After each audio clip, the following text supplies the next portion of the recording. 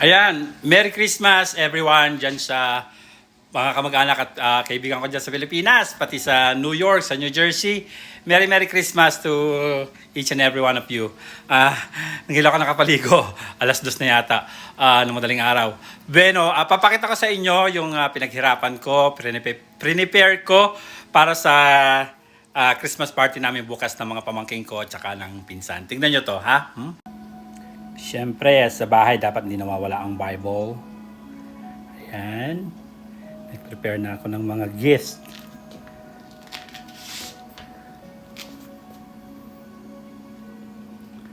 Diba? Lahat na Diyos ko, ang hirap. Ako nagbalot, nag-ayos ng Christmas tree.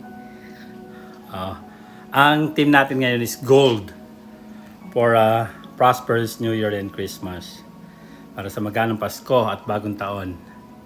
Yan. Merry Christmas, everyone.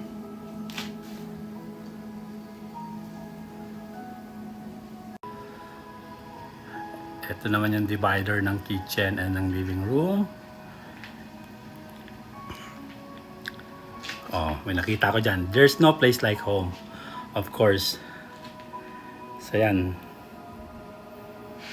Dito yung chicken salad and yung dessert natin. Yung emerald and ruby desserts. Dito natin yung lalagay. At ito naman yung ating photo booth. Para sa mga kids. Ayan, meron silang mga pwedeng gamitin ng mga props dyan. May headband ng reindeer, mga necklace, garland, Santa Claus hat, and glasses. So, yan ang background nila sa mga kids. Ito naman ang photo booth ng group or family pictures. Ayan, di ba? So, dito sila upo sa couch. Ayan, family picture. Di ba? Ito naman yung pagpasok. Welcome ka ng reindeer. Di ba? Ito naman ang ating buffet table. Gold tayo ngayon.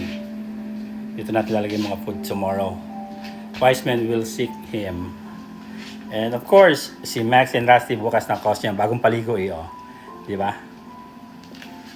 Yan. Merry Christmas everyone.